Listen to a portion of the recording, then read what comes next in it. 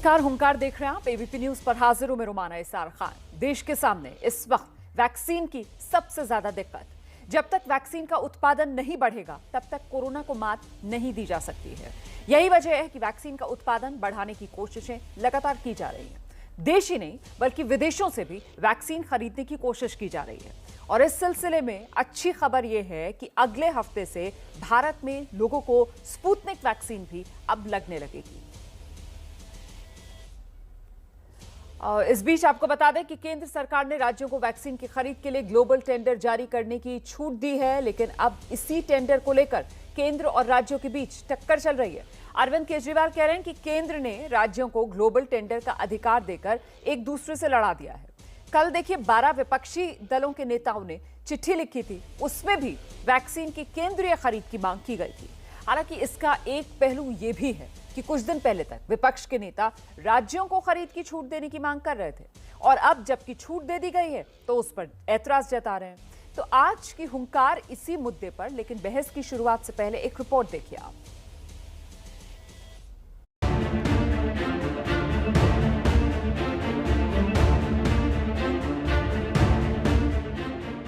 Vaccine के लिए लंबी लंबी कतार तो है, लेकिन वैक्सीन ही नहीं है। मजबूरन लोगों को वापस लौटना पड़ रहा है। तस्वीर जो है वो साफ देख सकते हैं आप कि ये टीकाकरण केंद्र है रायपुर का, बीटीआई ग्राउंड का, और यहाँ जो लोग आ रहे हैं उन्हें निराशा हाथ लग रही है और वापस जाना पड़ रहा है। दिल्ली, मुंबई जैसे शहरों में भी वैक्सीन का यही हाल है। तो अभी हम मौजूद हैं राजकीय सर्वोदय बाल विद्यालय रानी झांसी रोड पे, जहां पे कोवैक्सीन के टीके आज लगने हैं। और हम आपको दिखा देते हैं कि अभी वैक्सीनेशन शुरू होने में वक्त है, लेकिन लोग यहां पे लाइन लगा करके खड़े हैं काफ़ी देर से। वैक्सीन के लिए इस मारामारी के बीच अब कई राज्य ग्लोबल टेंडर के जरिए अंतर्राष्ट्रीय बाजार से वैक्सीन खरीदने में जुटे हैं। सबकी वैक्सीनेशन जल्दी हो जाए, हमें वैक्सीन मिल जाए, इसके लिए हम ग्लोबल टेंडर करने जा रहे हैं कि विश्व में कहीं से भी अगर हमें वैक्सीन मिल जाती है तो हम अपने हरियाणा के निवासियों का जल्दी से जल्दी उनका टीकाकरण कर दें। उनकी और गवर्नमेंट ऑफ इंडिया ने जब कह दिया कि 45 प्लस तक हम उसको फ्री वैक्सीन दे रहे हैं हर राज्य में, वो चल भी रहा है अभियान। उसके बाद 18 प्लस के लिए जो उनको देना है, उन्होंने राज्यों के ऊपर छोड़ दिया कि राज्य को अपने संसाधन से खरीदना पड़ेगा और उसके बाद उसको आवश्यकता अनुसार वो अपने यहाँ लगाएंगे। तो उत्तर प्रदेश सरकार में हम लोग ने तुरंत उसका एक समिति बनाया था, और समिति बना के बाद हमने 4 तारीख को ग्लोबल टेंडर भी हमने फ्लोट कर दिया था। ग्लोबल टेंडर महानगर पालिका हमारी पूरी दुनिया में, पूरा वर्ल्ड में फर्स्ट महानगर पालिका है जो वैक्सीनेशन के लिए परदेशी कंपनी को ग्लोबल टेंडर करके बुला रही है। लेकिन दिल्ली के मुख्यमंत्री अरविंद केजरीवाल ने इसका जोरदार विरोध किया है। केजरीवाल के मुताबिक राज्यों को अंतर्राष्ट्रीय बाजार में एक दूसरे से लड़ने के लिए छोड़ दिया गया है। यूपी महाराष्ट्र से लड़ रहा है और महाराष्ट्र ओडिशा से, ओडिशा दिल्ली से लड़ रहा है। सभी राज्यों की तरफ से केंद्र को वैक्सीन खरीदनी चाहिए। ऐसा करने से हमारी सौदेबाजी की ताकत ज्यादा होगी। जो वैक्सीन विदेशों से खरीदनी है, मैंने उनसे कहा कि भाई वैक्सीन खरीदने के लिए अलग अलग स्टेट्स को ग्लोबल टेंडर्स करने की बजाय केंद्र सरकार को सबकी तरफ से इकट्ठी खरीदनी चाहिए। अगर इंटरनेशनल मार्केट के अंदर दिल्ली, यूपी, कर्नाटक, केरल अलग अलग राज्य जाएंगे तो हमारे देश की उससे बदनामी होगी। अरविंद केजरीवाल से पहले कल 12 पार्टियों के नेता भी चिट्ठी लिखकर ग्लोबल टेंडर पर ऐतराज जता चुके हैं। उन्होंने भी केंद्रीय स्तर पर टीकों की खरीद कर सबको मुफ्त टीका लगाने की मांग की है। तो आज के इस मुद्दे पर बात करने के लिए हमारे साथ खास मेहमान, आपका परिचय कराते हैं। टीएस सिंहदेव सर स्वास्थ्य मंत्री हैं छत्तीसगढ़ के, विश्वास सारंग जी चिकित्सा शिक्षा मंत्री है मध्य प्रदेश के। आप देख सकते हैं हमारे साथ बीजेपी की प्रवक्ता नुपुर शर्मा और आम आदमी पार्टी के प्रवक्ता राघव चड्ढा जी भी इस चर्चा में शामिल हो रहे हैं। बहुत स्वागत आप सभी का। सबसे पहले मुझे लगता है विश्वास सारंग जी के पास चलते हैं और जरा उनसे समझते हैं कि ग्लोबल टेंडर का मतलब क्या है विश्वास सारंग जी, और इससे इस कोरोना काल में राज्यों को क्या फायदा मिल सकता है? देखिए रवीना जी, हम तो एक बात इंगित करना चाहते हैं कि मध्य प्रदेश ने अभी तक ग्लोबल टेंडर नहीं किया है जी। जिस प्रकार से सभी को मालूम है कि हेल्थ वर्कर सेकंड नंबर पर जो चरण था जिसमें फ्रंटलाइन वॉरियर्स थे, और तीसरे चरण में जो 45 साल से ज़्यादा उम्र के लोगों को वैक्सीनेशन प्रोग्राम से जोड़ना था, वो GOI हमें दे रहा है। सफिशिएंट मात्रा में हमें वो वैक्सीन मिल रही है, और 18 प्लस से ज़्यादा जो नागरिकों को हमें वैक्सीनेशन प्रोग्राम से जोड़ना है, उसकी व्यवस्था राज्य सरकार को करनी है। तो हम देश के पहले राज्य थे जिसने 45 लाख डोजेस का ऑर्डर किया था हिंदुस्तान में कोवैक्सीन और कोविशील्ड दोनों को लेकर, और 15 तारीख तक हमारे पास कोवैक्सीन लगभग 3 लाख हम प्रोक्योर कर लेंगे और 9 लाख हम कोविशील्ड कर लेंगे, और जिससे हमने विगत 5 मई से 18 साल के ज़्यादा लोगों को भी वैक्सीनेशन प्रोग्राम से जोड़ना शुरू कर दिया है। तो हमारे यहाँ तो हम व्यवस्थित कार्यक्रम कर रहे हैं, जितनी हम प्रोक्योर कर पा रहे हैं उस हिसाब से हमने पूरा डिज़ाइन किया है। पहले 18 प्लस के जो हमारे युवाओं को वैक्सीन लगनी थी, हमने 5 और 6 तारीख को 106 सेंटर पर शुरू किया। उसके बाद हमने 400 सेशंस पे इसको लगाने का काम किया, फिर 900 किया, और 15 तारीख तक हम लगभग 1400 सेशन पर ये वैक्सीनेशन प्रोग्राम तो टीएस सिंहदेव साहब, छत्तीसगढ़ में वहां आप लोगों ने इसी तरीके से प्लानिंग की है जिस तरीके से मध्य प्रदेश के लिए बता रहे हैं विश्वास सारंग जी, या फिर आप लोग ग्लोबल टेंडर निकालेंगे? जी रोमाना जी प्रणाम, आदाब, और सभी पैनलिस्ट को भी मेरा प्रणाम। जो बात सामने आई है, सारंग जी जो बोल रहे हैं, छत्तीसगढ़ ने भी अभी तक ग्लोबल टेंडर फ्लोट नहीं किया है जी। और कारण ये था कि मुख्यमंत्री जी ने जब इस बात को रखा, हम लोगों ने डिस्कशन में ये इस नतीजे पे पहुंचे कि दूसरे राज्यों में क्या हो रहा है पहले उसको देख समझ लेते हैं। उस समय तक उत्तर प्रदेश ने और मुंबई महानगर ने ग्लोबल टेंडर की बात आगे की थी, तो क्या परिणाम आते हैं सामने, कौन सी कंपनी सामने आती है, क्या अलग अलग रेट आएंगे कि कोई एक फिक्स रेट रहेगा, कोई राज्य 200 में खरीदेगा, कोई राज्य 2000 में खरीदेगा, कोई राज्य 2500 में खरीदेगा। आखिर ये ग्लोबल टेंडर में होगा क्या, हम देख समझ लें और फिर उसके बाद में ग्लोबल टेंडर की खरीदी करेंगे। तब तक देश के अंदर जो फिक्स रेट में अभी खरीदी हो रही है, उसी में जो वैक्सीन उपलब्ध हो रही है हम आगे चल रहे हैं। 1.25 करोड़ वैक्सीन के लिए 50 लाख वैक्सीन भारत बायोटेक को और 75 लाख वैक्सीन सीरम इंस्टीट्यूट को हमने अपनी मंशा जाहिर की है। और जैसे जैसे वो सप्लाई कर रहे हैं, उन्होंने साफ कहा कि एक साथ तो हम नहीं कर सकते, लेकिन जितना हम करते जाएंगे आप पेमेंट कर दीजिएगा।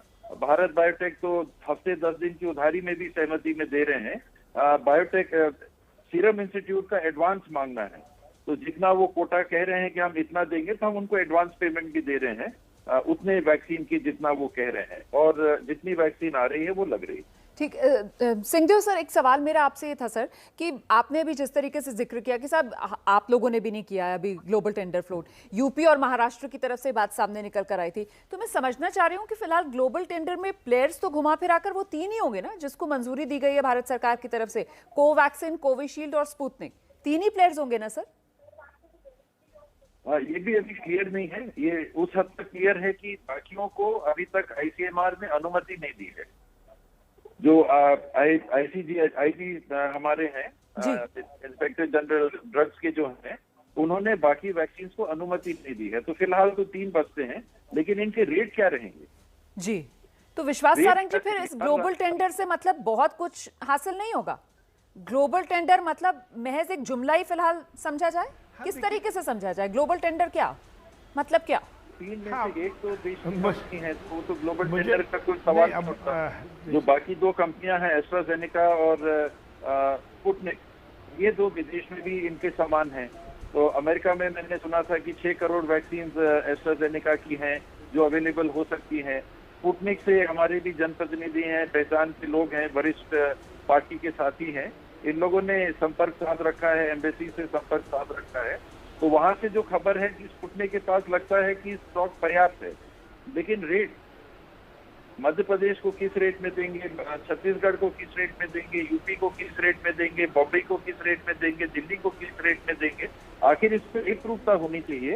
एक देश के नागरिकों को अगर वैक्सीन लगनी है, ये झमेला है। बाकी तो कोई भी ग्लोबल टेंडर में वैक्सीन मंगा सकता है। नहीं, महत्वपूर्ण बात आप कर रहे हैं, बिल्कुल महत्वपूर्ण बात आप कर रहे हैं। मुझे लगता है विश्वास सारंग जी को आना चाहिए। तो विश्वास सारंग जी, इस वक्त तो ये युद्ध की सी स्थिति है और दुश्मन यहाँ पर सामने कोरोना है, और ऐसे में वो जो रेट्स को लेकर सिंहदेव साहब अपना बात यहाँ पर रख रहे हैं, तो उसमें तो सर आपको नहीं लगता है कि केंद्र की केंद्रीय भूमिका होनी चाहिए, क्योंकि युद्ध जैसे हालात हैं, ऐसे में राज्यों को क्यों उनके हाल पर छोड़ दिया जाए कि वो जाएं अपने राज्यों के लोगों के लिए, 18 साल से 44 साल वालों के लिए वो खुद जाकर मोल भाव करें और वैक्सीन खरीद कर लाएं? ये कहाँ तक जायज़ है सर?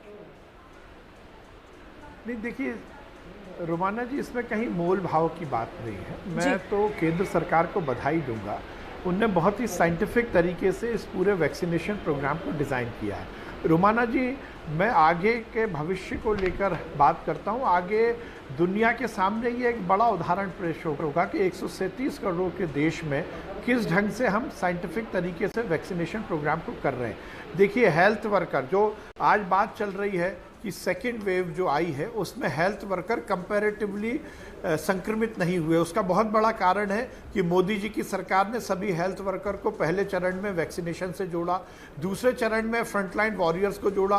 कंपैरेटिवली वो फ्रंटलाइन वॉरियर अभी संक्रमित नहीं हो रहे। फिर जो जिनमें अपेक्षाकृत ज़्यादा कोमॉर्बिडिटी के लक्षण हो सकते थे, वो 45 साल के ज़्यादा लोगों को वैक्सीनेशन प्रोग्राम से जोड़ा। अब 18 साल के लोगों को जोड़ा है तो राज्य सरकार भी तो कुछ करे, राज्य सरकार की भी तो जिम्मेदारी है। इससे हम पीछे क्यों हट रहे हैं? अब मुझे बड़ा आश्चर्य होता है, देखिए इस देश में इस महामारी में भी मैं स्पष्ट आरोप लगाना चाहता हूं कि कांग्रेस के नेता और विपक्ष के नेता, सभी विपक्ष के नेता आपदा में भी अवसर ढूंढ रहे हैं राजनीति करने का। ये राजनीति करने का अवसर नहीं है। अब सीधा सीधा खुला मार्केट है। हम बहुत सारी चीज़ों में, देखिए स्वास्थ्य जो है वो स्टेट का सब्जेक्ट है। केंद्र सरकार ने बहुत अच्छा निर्णय लिया है। हमारी सरकार को नहीं रो रही। हमने पहले दिन 45 लाख डोजेस का ऑर्डर किया। ये सरकारें पीछे क्यों हट रही हैं? ठीक है। मुझे सिंहदेव साहब भी कल मेरे साथ एक डिस्कशन में बैठे थे, उन्होंने बहुत अच्छे से, एक मिनट, आधा मिनट में पूरी बात करूंगा। सिंहदेव साहब ने बहुत अच्छी बात कही थी। उन्होंने कहा था कि जीओआई की तरफ से हमें कहीं दिक्कत नहीं है। सिंहदेव साहब जैसे यदि खुले विचार के नेता जब बातचीत करते हैं तो सही बात आती है, पर कुछ विपक्ष के नेता मुझे लगता है राजनीति कर रहे हैं। ये राजनीति करने का अवसर नहीं है। वैश्विक महामारी है। महामारी के समय हम सबको राजनीतिक दल की सीमाओं से ऊपर उठकर बातचीत करना चाहिए। अब मुझे लगता है वैसे आपके नेता को जोड़ेंगे, पर यदि केजरीवाल जी ये बात कर रहे हैं कि केंद्र सरकार ने हमें छोड़ दिया, तो केजरीवाल जी तो हर समय इस बात का दोषारोपण भारतीय जनता पार्टी की केंद्र सरकार पर करते हैं कि हमें दिल्ली में काम नहीं करने दे रही। अरे यदि आपको काम करने का मौका दिया है तो आप रो रहे हो। आप जाइए, आप थोड़ा मैच्योर होइए। आप राज्य सरकार चला रहे हैं। हम हर राज्य सरकार को इतना मैच्योर होना चाहिए कि हमारे 18 साल के ज्यादा लोगों को के लिए प्रोक्योर करें, वैक्सीन लेके आए और लगाएं। इसमें रोने की कहाँ बात है? ठीक है, तो राघव चड्ढा तो हमारे साथ हैं ही। आप जानते ही हैं कि आम आदमी पार्टी के यहाँ पर नेता बैठे हुए हैं। आपने जिस तरीके से सवाल उठाया है, जवाब राघव चड्ढा देंगे। राघव चड्ढा, सारी जिम्मेदारी केंद्र सरकार पर डाल देते हैं आप लोग। जब दिल्ली पर आपदा आती है तो दिल्ली सरकार हाथ खड़े कर देती है। देखिए रोमाना जी, ऐसा है कि स्थिति बड़ी विचित्र है। ये लोग ये तो जरूर कहते हैं कि राज्य जाकर अपने आप खरीदें। जी, मुझे ये बताएं कि खरीदे कहां से? उत्पादन ही नहीं हो रहा इस देश में। आज हमारी वैक्सीनेशन की दर मार्च और अप्रैल के मुकाबले 90% गिर गई है। जब 90% वैक्सीनेशन की दर गिर गई, जब वैक्सीन का उत्पादन नहीं हो रहा, वैक्सीन पर्याप्त मात्रा में देश में उपलब्ध नहीं है, तो कौन सा राज्य? आप मुझे छोड़ दीजिए, मैं आज से 4 दिन पहले के आंकड़े बताऊं तो देखिए मध्य प्रदेश और छत्तीसगढ़ ने अभी क्लियर किया कि अभी वो लोग ग्लोबल टेंडर नहीं लेकर आए हैं। आप लोगों ने ग्लोबल टेंडर फ्लोट किया है क्या? पहले इस पर जरा क्लैरिटी दे दीजिए, क्योंकि ग्लोबल टेंडर को लेकर अरविंद केजरीवाल ने बहुत सारी आपत्तियां आज गिनाई थी।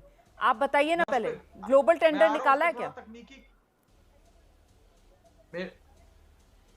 अभी थोड़ा कनेक्शन थोड़ा खराब है, मुझे एक बार धारा प्रवाह बोलने दीजिए, मैं सारी चीज आपको बता दूंगा। जी देखिए, ऐसा है कि पहली चीज तो यह है कि उत्तराखंड की मैं उदाहरण दे रहा था, जहां भाजपा की सरकार है, वहां 20 लोगों को आज से 4 दिन पहले वैक्सीन लगी थी, एक दिन में 20 लोगों को। हिमाचल भाजपा की सरकार है, 35 लोगों को एक दिन में वैक्सीन लगी थी।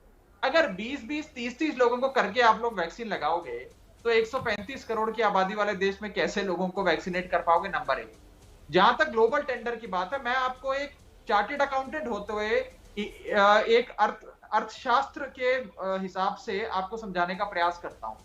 एक है घरेलू बाजार और एक है अंतरराष्ट्रीय बाजार। घरेलू बाजार के अंदर पहले केवल भारत सरकार जाकर इन दो जो उत्पादन करती हैं कंपनियां इनसे खरीदती थी।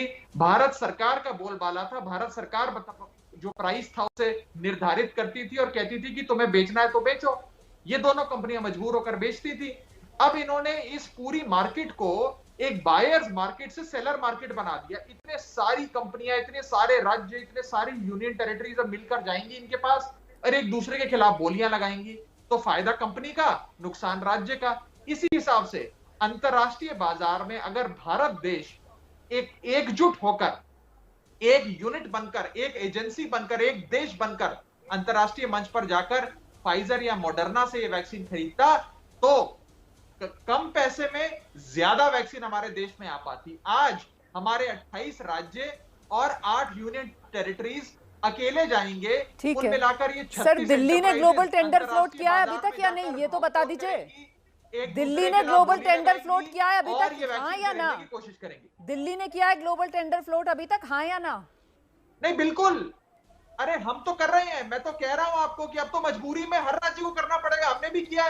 हमने भी किया है, मजबूरी में करना पड़ेगा। लेकिन हम इसके राघव हक में चड्डा, नहीं है अब रोमाना एक जी। तरफ आप कह मैं- रहे हैं आप ग्लोबल टेंडर फ्लोट कर रहे हैं, दूसरी तरफ आप ही की पार्टी के नेता ये कह रहे हैं कि साहब इससे देश की बदनामी होगी, तो मुझे कम से पूरा कम करने देश की दीजिए ना। बदनामी ना होने देते, आप लोग ग्लोबल टेंडर फ्लोट ना करते। और जिस तरीके से विश्वास सारंग जी यहाँ पर और टीएस सिंहदेव जी आकर बता रहे हैं कि अगर प्रॉपर प्लानिंग मैं की बता जाए देता तो हूं। वैक्सीन जितनी है वो ही अगर लगाने का काम स्ट्रीमलाइन कर दिया जाए तो शायद ग्लोबल टेंडर की जरूरत भी नहीं होगी। सर मैं बता देता हूं, मेरे को थोड़ा सा बोलने दीजिए। मेरे को अभी भी अब आपकी आवाज बहुत कम आई है। मैं समझ पा रहा हूं आप शायद ग्लोबल टेंडर पे सवाल पूछ रही है, मैं जवाब देने की कोशिश करूंगा। ग्लोबल टेंडर अगर हमारे ऊपर हमें कंपेल किया जा रहा है क्योंकि और कोई चारा नहीं है, तो हमारी सरकार ने भी ये फैसला लिया कि हम भी ग्लोबल टेंडर करेंगे और तो कोई चारा नहीं है। कंपेल किया जा रहा है, एक सेकंड, नहीं आपने कहा कंपेल किया जा रहा है। मेरे साथ देखिए, ठीक है आप विश्वास सारंग जी के लिए कह सकते हैं कि वो बीजेपी से ही आते हैं इसलिए वो केंद्र सरकार के खिलाफ कुछ नहीं बोलेंगे, लेकिन टीएस सिंहदेव जी तो कांग्रेस से आते हैं, तो मुझे लगता है उनका यहाँ पर एक रिएक्शन बनता है। टीएस सिंहदेव जी, क्या ग्लोबल टेंडर के लिए कंपेल किया जा रहा है केंद्र की तरफ से राज्यों को? सर यहाँ पर सब स्काइप से जुड़े हुए हैं, सबको ऑडियो में दिक्कत है। सर मैं आपके पास दोबारा आ रही हूँ, 2 मंत्री हमारे साथ हैं, एक बार सिंहदेव जी से एक रिएक्शन आप ही की बात पर ले रही हूँ। सिंहदेव सर, क्या कंपेल कर रहा है केंद्र राज्यों को ग्लोबल टेंडर निकालने के लिए? राज्यों के पास केंद्र सरकार कंपेल तो नहीं कर सकता, उन्होंने ऑप्शन दिया है। ठीक है राघव चड्डा, कंपेल नहीं कर सकता, ऑप्शन दिया है। नहीं, देखिए ना, अभी कंपेल का मैं मतलब आपको परिभाषा कर देता हूं, समझ लीजिए। हिंदुस्तान में वैक्सीन है नहीं, आज सीरम के पास वैक्सीन नहीं है, भारत बायोटेक के पास वैक्सीन नहीं है। दिल्ली के लोगों के लिए वैक्सीन खरीदने के लिए आज हमें भी अंतरराष्ट्रीय बाजार में जाना पड़ेगा। अब मुझे एक चीज बताइए, अगर 36 इस देश के 36 भाग कर दिए जाएं और 36 कंपनियों के तौर पे ये 36 राज्य और यूनियन टेरिटरी मिलकर अंतरराष्ट्रीय बाजार में जाकर खरीदेंगे तो अच्छा लगेगा। ठीक है, आप अपनी बात दोहरा रहे हैं सर, ये आप पहले बता चुके हैं, आप बता चुके हैं ये बात। अब मुझे लगता है नुपुर को आना चाहिए यहाँ पर, वो बहुत देर से अपनी बारी का इंतजार कर रही है। बस आ रही हूँ विश्वास सारंग जी, उसके बाद आपके पास ही आऊंगी और टीएस सिंहदेव सर के पास भी आऊंगी, लेकिन नुपुर पहले आप आ जाइए यहाँ पर। राघव चड्डा कह रहे हैं भाई कंपेल ही कहा जाएगा इसको, ऑप्शन का क्या मतलब है? ऑप्शन तो कोई और छोड़ा ही नहीं, हमारे पास कोई चारा नहीं है ना, इसलिए भले ही छत्तीसगढ़ ने ना निकाला हो ग्लोबल टेंडर, मध्य प्रदेश ने ना निकाला हो, लेकिन दिल्ली वालों ने ग्लोबल टेंडर भी निकाल दिया और उस पर सवाल भी है।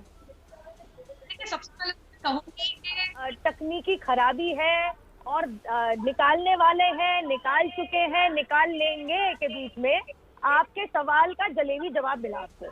ग्लोबल टेंडर छोड़िए रोमाना जी, यहाँ तो लोकल टेंडर नहीं निकला। जो चिट्ठी इन्होंने सार्वजनिक करी है 26 अप्रैल 2021 की, ध्यान से पढ़ लीजिएगा, उसमें अंग्रेजी में लिखा है we are planning to procure 67 lakh vaccine from Covishield. दूसरी चिट्ठी में लिखा है we are planning to procure 67 lakh vaccine from Covaxin. अपने कोटेशन के साथ जवाब दीजिए। अरे ऑर्डर कहाँ है? तुमने तो लोकल ऑर्डर नहीं दिया, जहाँ पे आपको मध्य प्रदेश सरकार के स्वास्थ्य मंत्री साहब ने बता दिया जी 45 लाख का हमने ऑर्डर दे दिया। 25 अप्रैल को उत्तर प्रदेश जैसे राज्य ने भी, आप मेरे बीच में मत बोलिए, मैं आपके बीच में बिल्कुल नहीं बोली, प्लीज, स्कूल की डिबेट नहीं हो रही। अब रही बात आपके उत्तर प्रदेश जैसे राज्य की, उत्तर प्रदेश जैसे राज्य ने 25 अप्रैल को लोकल ऑर्डर दे दिया था 50 लाख कोविशील्ड, 50 लाख कोवैक्सीन का। अरे आप ग्लोबल टेंडर छोड़िए, लोकल टेंडर दिखा दीजिए। दूसरी बात रोमाना जी, जी ये परिभाषा समझाने आए थे, मैं बताती हूँ।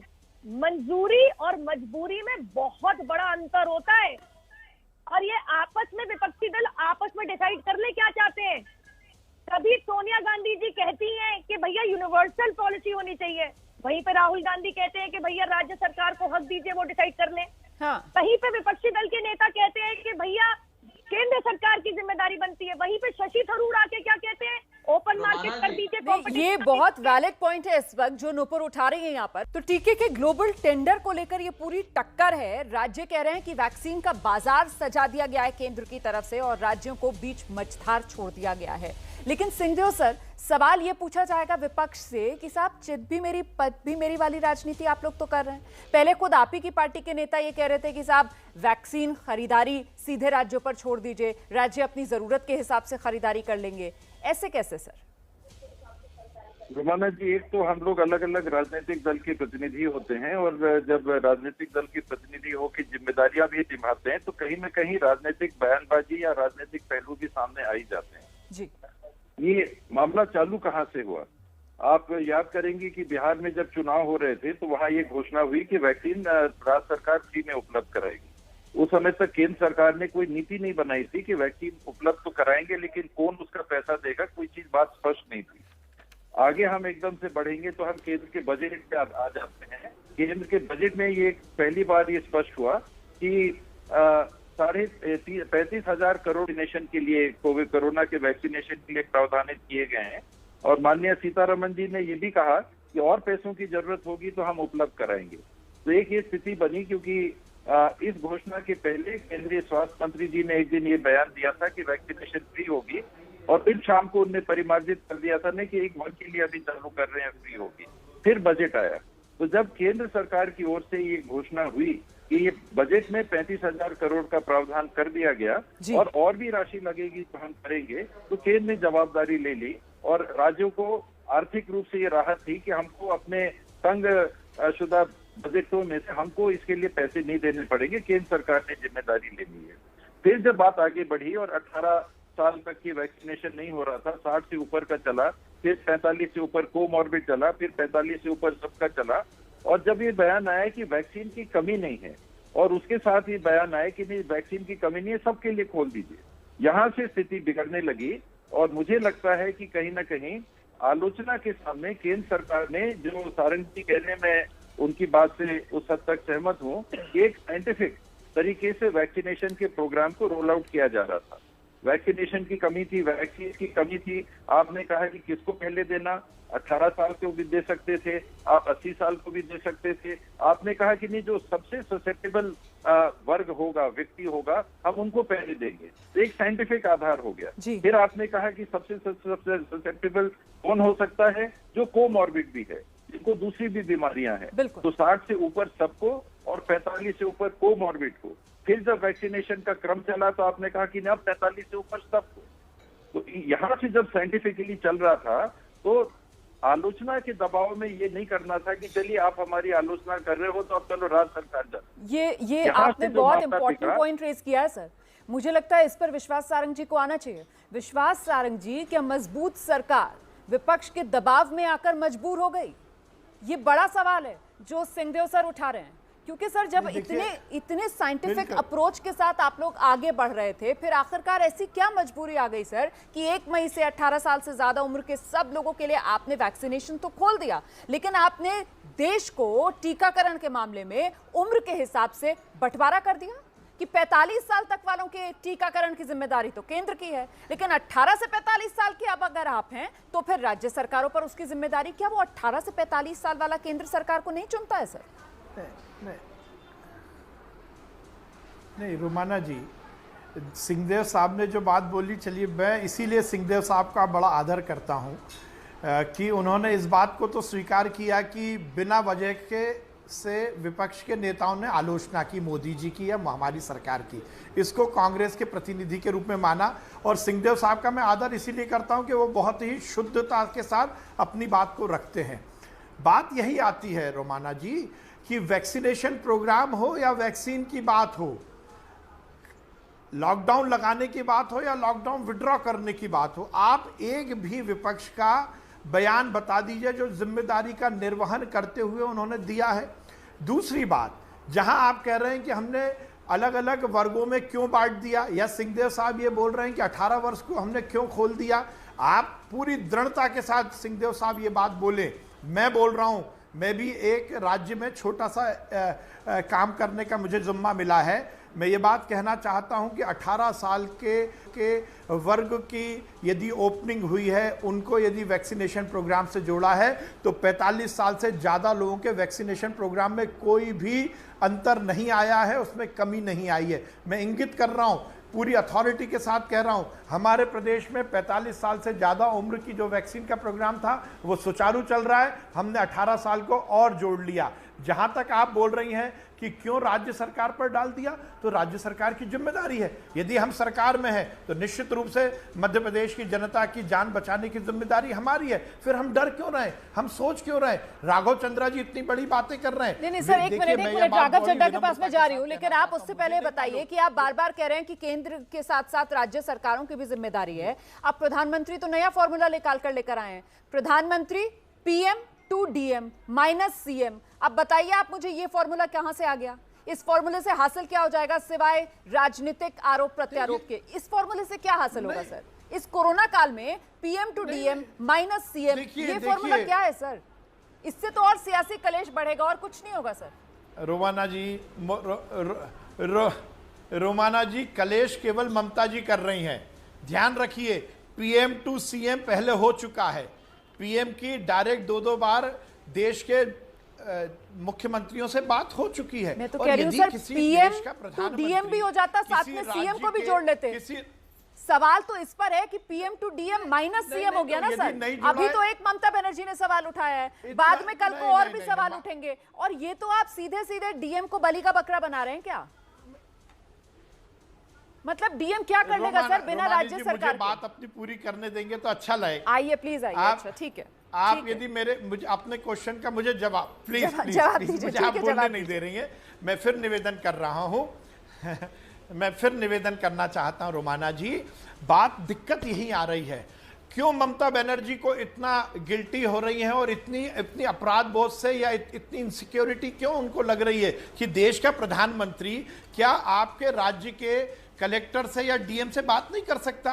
क्या दिक्कत है उसमें? आप इतनी इनसिक्योर क्यों हो? आपको क्यों लगता है कि प्रधानमंत्री नरेंद्र मोदी हैं और उनके इन्फ्लुएंस में मेरा DM आ जाएगा? आपको क्या अपने पर विश्वास नहीं है? मुझे बड़ा आश्चर्य होता है। ये फेडरल सिस्टम में चलने वाला देश है। राज्य सरकार यदि छोटा भाई है तो केंद्र सरकार बड़ा भाई है। मुझे नहीं लगता अंतर करना है। अंतर देखिए, मैं फिर कह रहा हूं, सिंहदेव साहब जैसे नेता इस बात पर आपत्ति नहीं करेंगे। वो नेता जो इनसिक्योरिटी में जी रहे हैं, वो नेता जो राजनीति करना चाहते हैं, वो नेता जो आपदा में अवसर ढूंढना चाहते हैं, वो इस पर आपत्ति करेंगे। और प्रधानमंत्री जी की तो मुख्यमंत्रियों से बात होती है। यदि प्रधानमंत्री देश के नागरिक को, अब कल से आप ये बोलने लगोगे। चलिए, सिंहदेव जी की तो आपने तारीफ कर दी, सिंहदेव जी मुस्कुरा भी रहे हैं, लेकिन राघव चड्ढा के पास मुझे चलना होगा, क्योंकि अंतर नहीं करना है। लेकिन यही तो आरोप आम आदमी पार्टी लगा रही है कि अंतर और भेद ही तो कर रही है केंद्र सरकार के।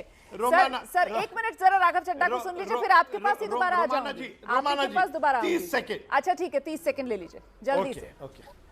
ओके देखिए रोमाना जी, मेरा ये कहना है, राघव चंद्रा जी पहले कुछ बोले, फिर मैं ये निवेदन ये करना, राघव जी 2 मिनट, आधा मिनट मैं ये निवेदन करना चाहता हूं। और हमने देश ने वो भी देखा जब प्रधानमंत्री के मुख्यमंत्रियों के साथ बात हो रही थी तो केजरीवाल जी ने किस प्रकार से लाइव टेलीकास्ट करके राजनीति करने की कोशिश की थी। ऑक्सीजन को लेकर किस तरह की बातें की। आज मनीष सिसोदिया जी ने प्रेस कॉन्फ्रेंस ली है कि हमारे पास ऑक्सीजन सफिशिएंट है, किसी दूसरे राज्य को दे दो। आज वैक्सीन की बात कर रहे हैं। देखिए, आम आदमी पार्टी की तो कोई नर्सरी है जहां असत्य बोलना सिखाया जाता है। मुझे नहीं मालूम वो हर चीज में राजनीति क्यों करते हैं। इसलिए केजरीवाल जी या आपके नेताओं की यदि हम बातचीत करेंगे तो उससे बहुत ज्यादा कोई निष्कर्ष नहीं निकाल पाएंगे। अभी तक ऑक्सीजन का रोना रो रहे थे, आज वैक्सीनेशन का रोना रो रहे हैं। मुझे लगता है कि मैं एक ही स्वर में बोलूंगा, हम ये इस देश में देखिए ऐसा है के खिलाफ एक साथ लड़े और इसमें हमारे सामने 3-4 विषय है रोमाना जी। पहली चीज तो ये है,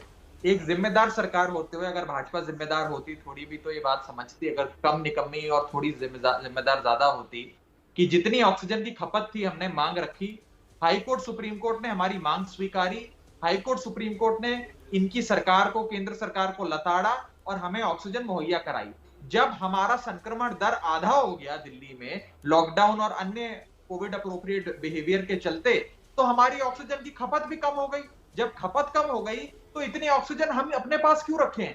और भी इस देश में अन्य राज्य हैं जहां पर ऑक्सीजन की कमी हो सकती है। हम अपनी जितनी ऑक्सीजन हमें अब कम जरूरत पड़ रही है उतनी ऑक्सीजन हम केंद्र सरकार को समर्पित कर रहे हैं, राज्यों की ओर भेज रहे हैं। ये तो एक जिम्मेदारी का परिचय देते हुए मैं तो बड़ा शॉक्ड हूं कि अपने आप को एक जिम्मेदार मंत्री, अपने आप को एक जिम्मेदार नेता समझने वाले व्यक्ति इस पर भी सवाल खड़ा कर रहे हैं। मुझे तो बड़ा आश्चर्य होता है। जहां तक आपकी वैक्सीन की बात है जिस पर आपने आज बहस बुलाई है, देखिए क्या विषय, समूचे विपक्ष एक चीज की मांग कर रहा था, वो है नेशनल इम्यूनाइजेशन नीति, जैसे इस देश में कई दशकों पहले लाई गई, जिसमें केंद्र सरकार की एक सेंट्रल एजेंसी ये सारी वैक्सीन खरीदती है, अच्छे कम भाव पे खरीदती है, ज्यादा संख्या में खरीदती है, उसका वितरण राज्यों में करती है और फिर राज्य की जिम्मेदारी होती है कि हर गांव, हर घर, हर गली, हर मोहल्ले में जाकर लोगों को उसका टीका लगाया जाए। हम ये मांग कर रहे थे, इन्होंने उल्टा कर दिया। इन्होंने कहा भैया आप सवारी अपने सामान का ध्यान खुद रखे, हर राज्य अब खुद अपने पास अपने हिसाब से जाए, उत्पादन करने वाली कंपनी के पास अब वहां पे बोलियां लगाए और वो जो उत्पादन वाली कंपनी है वो बेलगाम पैसा कमाएगी, बेशुमार दौलत कमाएगी और राज्य सरकारों को लूटेगी। अब मुझे एक चीज बताइए, मैं आपसे सवाल पूछता हूं, महाराष्ट्र सरकार के पास तो चलो पैसा होगा, वो ग्लोबल टेंडर जाकर खरीद भी लेगी, क्या महाराष्ट्र सरकार से नागालैंड या मेघालय की सरकार उनसे कंपीट कर पाएगी अंतरराष्ट्रीय बाजार में? क्या कर्नाटक की सरकार से कोई हमारे गरीब राज्य की सरकार एक अंतरराष्ट्रीय बाजार में मुकाबला कर पाएगी? आपने एक ऐसी रचना बना दी है जिसके अंदर हिंदुस्तान के आधे राज्य तो बेचारे कुछ खरीद ही नहीं पाएंगे।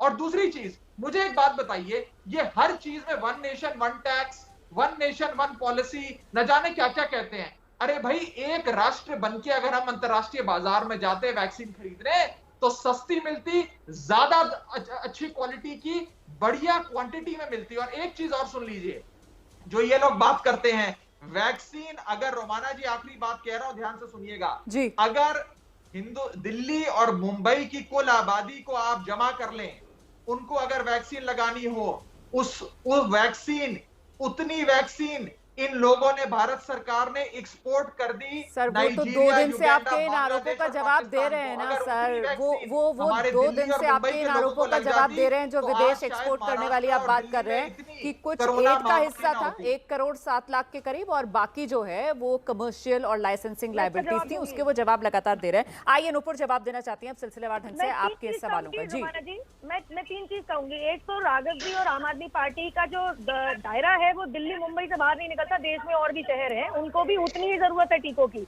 लेकिन कलेश की बात हुई तो एक जरा मैं बात जोड़ लूं जी, कलेश तो केजरीवाल जी भी करने की कोशिश कर रहे हैं, नहीं कर रहे होते रोमाना जी तो मुझे बताइए, जहाँ पे कोई झगड़ा नहीं है वो गफलत में है कि आपस में लड़ रहे हैं। कब लड़ लिया उत्तर प्रदेश महाराष्ट्र से, महाराष्ट्र उड़ीसा से, उड़ीसा दिल्ली से? मैं अब आपको असलियत बताती हूँ। इशू ये है, ये जो आज कह रहे हैं कि ये तो नेशनल इम्यूनाइजेशन पॉलिसी होनी चाहिए थी, तो ये आपको तब ध्यान क्यों नहीं आया जब आपने इस साल के अपने बजट के अंदर मार्च 2021 में 50 करोड़ का आवंटन कर दिया वैक्सीनाइजेशन के लिए? या तो आपने इसे 50 करोड़ निकाले 69,000 करोड़ में से कि भैया हम विज्ञापन ही निकाल लेंगे उसका, क्योंकि असल बात मैं बताती हूँ आपको 50 करोड़ से 1 रुपया ज्यादा कम खर्च नहीं करना, इसलिए आप चाहते हैं आपके मुंह तक आपको खाना परोस दिया जाए। रही निकम्मे पने की बात, आ रही निकम्मे आप कितने, ये तो दिल्ली उच्च न्यायालय और सर्वोच्च न्यायालय ने आपको हर रोज खींचा, आज तक खींचा कि बेड बोलते हैं 250, निकला 0, 15,000 बेड इन द पाइपलाइन, एक नहीं बना। क्या मैं आपके बस की नहीं है, आप निकम्मे सबका इस्तेमाल कर सकते, मैं क्यों नहीं कर सकती? आप स्कूल में डिबेट करते हैं, हम देश में डिबेट करती हूँ, मैं अब आपको बताती हूँ। एक मिनट सुन लीजिए उनकी बात, उसके बाद आप जवाब दे दीजिएगा। नुपुर को सुन लीजिए आप, नुपुर ने आपको आराम से सुना है, उसके बाद आप आ जाइएगा दोबारा। इनका पर्चा फट रहा है, ये सच्चाई है कि 50 करोड़ इन्होंने 69,000 करोड़ के बजट में आवंटन किए सिर्फ टीकाकरण के लिए। आपको बता दूं तो केवल 7 लाख लोगों का टीकाकरण हो पाएगा 50 करोड़ रुपए में। क्यों? बाकी दिल्ली में जनता नहीं रहती 2 करोड़ लोगों की, उनका कौन करेगा टीकाकरण? या तो जो लोग 50 करोड़ रुपए महीने में विज्ञापन में खर्च करना चाहते हैं वो 1 पैसा ज्यादा कम नहीं खर्च करना चाह रहे टीकाकरण में। रही बात निकम्मे पने की, नहीं आप बोल ली है, मुझे बोलने दीजिए भाई, आप क्यों शुरुआती रोमाना और जी, मैं एंट्री जवाब दे करेंगे? सकता जी हूं? जी आ रही हूँ, दूसरी एक बात मिनट मैं वो कह अपनी लूं। बात पूरी कर लें, सुन लीजिए उनको। दूसरी बात मैं कह लूं, हाँ जी जहाँ तक निकम्मेपने की बात है, तो इन्होंने जो आज ऑक्सीजन का पूरा इतना लंबा जो ब्यौरा दिया है ना रोमाना जी, असलियत तो ये है कि ऑक्सीजन के ऊपर ऑडिट आ गया है सर्वोच्च न्यायालय के ऑर्डर के तहत। अब इनको लग रहा है कि कहाँ से बचाएंगे इमरान हुसैन को, जिसके पास 650 सिलेंडर मिले, जिसके लिए उच्च न्यायालय ने कह दिया लाओ पर्ची दिखाओ, कहाँ से सिलेंडर लिए, कहाँ से ऑक्सीजन भरवाया। अब क्योंकि दूध का दूध पानी का पानी हो रहा है, तो राजनीति ऑक्सीजन से हटके टीकाकरण पे आ गई है। रोमाना जी, मैं फिर से पूछूंगी जिसका जवाब नहीं मिला। ठीक है, ग्लोबल हो चाहे लोकल हो, टेंडर दिखा दो। ठीक है, केजरीवाल। मैं जवाब लेती हूँ। मैं जवाब आइए दूं? आइए राघव चड्ढा, प्लीज आइए।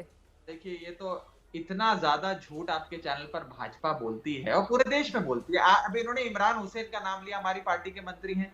आज दिल्ली हाईकोर्ट ने उस याचिका को खारिज कर दिया जो उन पर आरोप लगाती थी याचिका कि वो कोई सिलेंडर की कालाबाजारी या ऑक्सीजन की कालाबाजारी कर रहे हैं। आज फटकार लगाते हुए दिल्ली हाईकोर्ट ने उस याचिका को खारिज कर कहा कि इमरान हुसैन समाज सेवा कर रहे हैं, अपने क्षेत्र की जनता की सेवा कर रहे हैं और हम उनकी तारीफ करते हैं। ये सच्चाई है। आपके चैनल पे ब्रेकिंग न्यूज मैं अभी दोपहर में देख रहा था, उसके बाद भी भाजपा प्रोपेगेंडा करती है। इसका तो कोई जवाब नहीं है। देखिए, हम शालीनता से बहस करना जानते हैं, हम हमारी परवरिश, हमारे संस्कार इस प्रकार के हैं कि एक मिनट, इस नुपुर अब स्तर आप पे सुन नहीं लीजिए जाते। राघव मुझे को। बोलने नुपुर दीजिए, नुपुर अब रोमाना आप जी, राघव अगर को आपको सुन जो लीजिए अनुमति प्लीज। दी है, आप अब आप सुन बोलने लीजिए दीजिए। उनको, उसके बाद दोबारा आ जाऊंगी आपके पास। राघव अपनी बात देखिए, पूरी हम लोग रोमाना जी शालीनता से, तमीज से, सत्कार से बात करते हैं, उसी हिसाब से बहस करते हैं। हम इनके स्तर पे ना जा सकते हैं, ना कभी जाएंगे और प्रभु ना करे कभी हमें जाने की आवश्यकता भी पड़े। जहां तक हमारी वैक्सीन की बात है, मैं बड़े सकारात्मक सुझाव दे रहा हूं शुरू से। हमारे नेता अरविंद केजरीवाल जी ने पहले दिन कहा कि भैया अगर आपको वैक्सीन का उत्पादन इस देश में बढ़ाना है तो फॉर्मूला इन दोनों कंपनियों से लेकर सारी कंपनियों को दे दीजिए। उसमें भी इनको परेशानी है, न जाने क्या इन दो कंपनियों के साथ इनकी साठगांठ है। हमने कहा कि वैक्सीन एक्सपोर्ट मत करो। 7 करोड़ वैक्सीन आपने न जाने कौन कौन से देशों में भेज दी, जिसमें 4.5 करोड़ ये पाकिस्तान को भेजने जा रहे हैं। 7 करोड़ इन पाकिस्तान को क्यों भेज दी वैक्सीन? इनसे पूछिए भाई, आप तो अपने आप को राष्ट्रवादी सरकार कहते हैं, आप तो कहते हैं आपसे ज्यादा राष्ट्रवादी इस देश में कोई पैदा नहीं हुआ, लेकिन आपने पाकिस्तान को 4.5 करोड़ वैक्सीन देने का फैसला पाकिस्तान में किया। लट्टू बटते हैं। इनसे जवाब लेना चलिए चाहिए सर, ना। पाकिस्तान मुद्दा नहीं है ना मुझे आज। बोलने आज दीजिए, पाकिस्तान देखिए, मुद्दा रोकिए नहीं है। बीच में। प्लीज, पाकिस्तान मुद्दा नहीं है। मैं हल निकालना चाह रही थी इस चर्चा में। मुझे लगता है सिंहदेव जी के पास हमें चलना चाहिए। वो बहुत देर से बड़ी शांति से आप सबको सुन रहे थे। सिंहदेव सर, इस वक्त जिस तरीके की क्राइसिस वाली सिचुएशन है, हम सब जानते हैं कि वैक्सीन जो है वही कारगर हथियार है कोरोना के खिलाफ, और वैक्सीन टीकाकरण जल्द से जल्द ज्यादा से ज्यादा लोगों तक का हो, इसके लिए सबसे सही प्लान आपकी नजर में क्या होना चाहिए? ये राष्ट्रीय अंतर्राष्ट्रीय आपदा है और राष्ट्रीय आपदा को राष्ट्रीय स्तर पे ही निपटना चाहिए। विपक्ष के कहने पे सत्ता पक्ष को इतना ओवर सेंसिटिव नहीं होना चाहिए कि ऐसा नी जर्क रिएक्शन लगे। हमने पूरी व्यवस्था को ही तोड़ दिया। वो बड़े भाई के रूप में अगर हम उनको कहेंगे और मानेंगे तो बड़े भाई को आगे आके और पूरे देश के वैक्सीनेशन की प्रक्रिया को अपने हाथों से लेके नियंत्रित करके करना चाहिए और एक जगह टीका खरीदना चाहिए और एक जगह से टीका वितरण होना चाहिए। और इन परिस्थितियों में वो है केंद्र सरकार, वरना ये अफरा तफरी मची रहेगी। जिसको जो व्यवस्था बनेगी वो अपने तरीके से करेगा, लेकिन व्यवस्था के नाम पे अगर आप कहिएगा तो व्यवस्था एक ही माध्यम से बन सकती है अगर सारा काम टीकाकरण का केंद्र सरकार के माध्यम से हो। बहुत बहुत धन्यवाद सर, समय मेरे पास इतना ही है। इसी नोट पर फिलहाल आप सभी का बहुत शुक्रिया हमारे साथ जुड़ने के लिए।